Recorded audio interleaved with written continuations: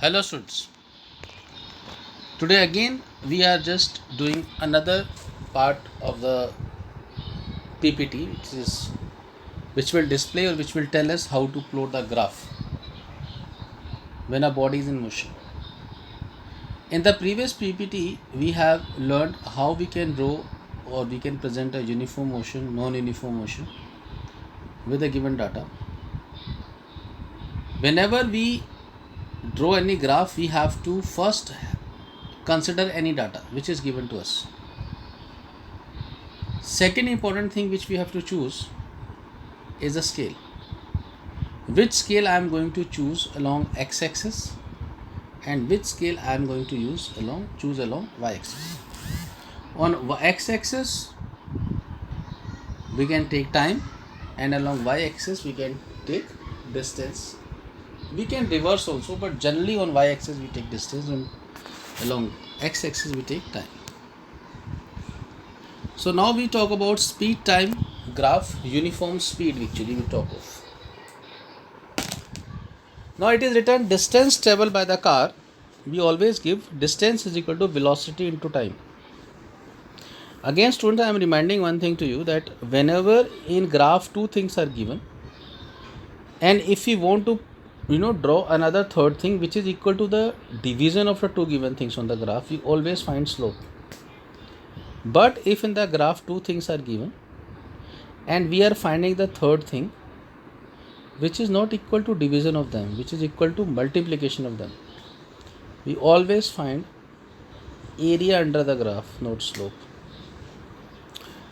Now very first thing which is written over there, distance traveled by the car S is equal to V into T, because it is always displacement is equal to velocity into time.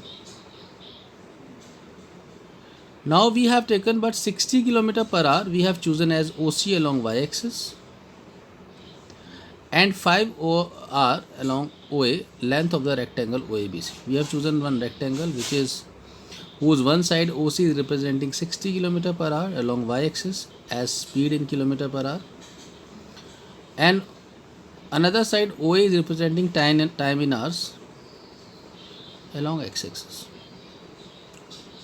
That is the distance covered by the car is equal to length into breadth. I told you if two things are given in the graph which is equal to multiplication of the third thing, we always find the area under the graph. So as we have to find the distance and distance is speed into time, that's why we are finding the area which is giving us length into breadth which is equal to 300 km. Now to calculate the distance covered by a moving object from a speed time graph, we just have to find the area enclosed by the speed time graph and the time axis, which I was discussing with you guys. Now move to the next point.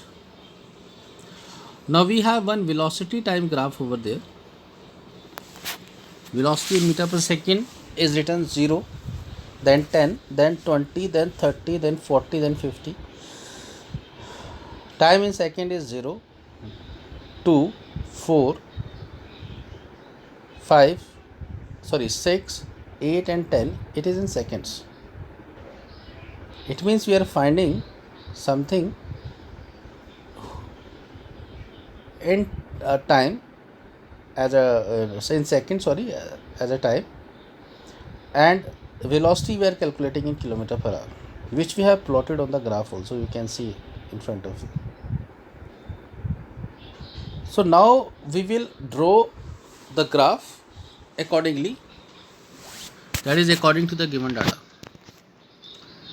So analyze the given data and make a proper choice of scale, which I told you last time also that we have to choose a scale. Here we have chosen the scale. Along x-axis 2 units we have taken and along y-axis we have taken 1 unit.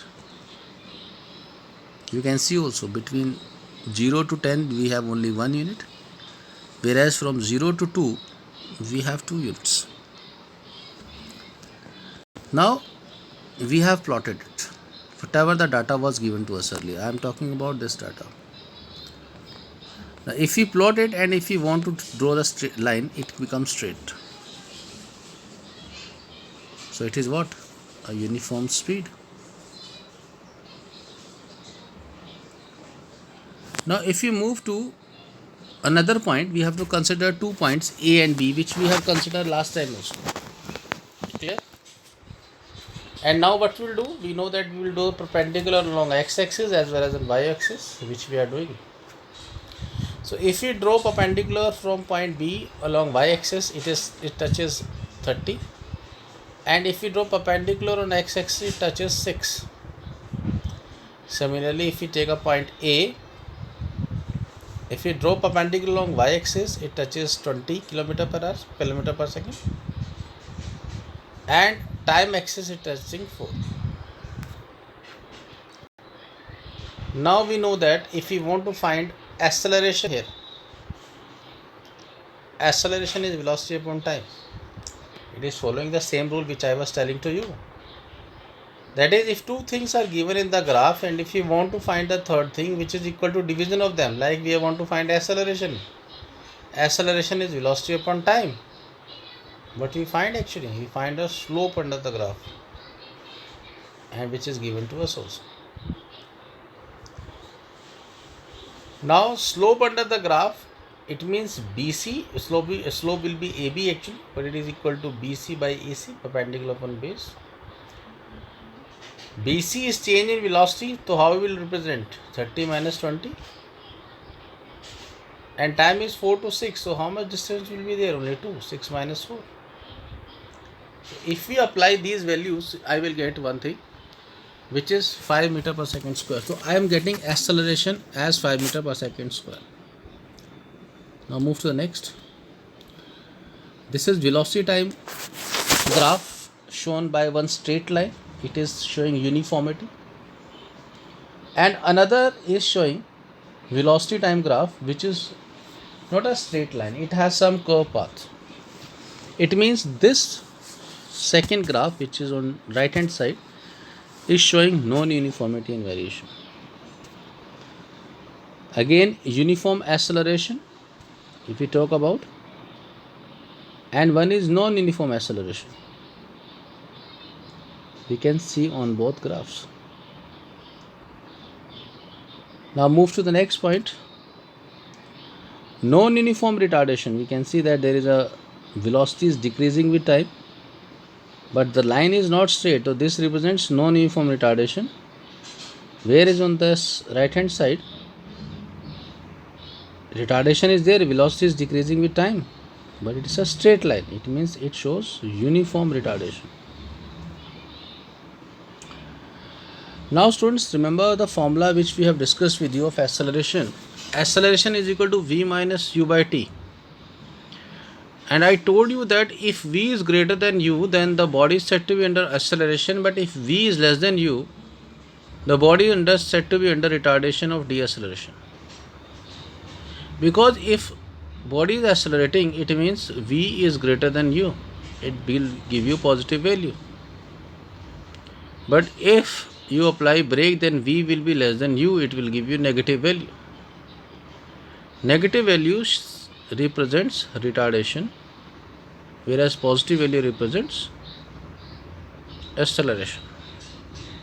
But if you see this graph along that is x along xy, velocity is not changing with time. The body has velocity. Suppose it has 40 km per hour, but from the beginning it remains 40 km per hour. Time is going on increasing, but velocity remains unaffected.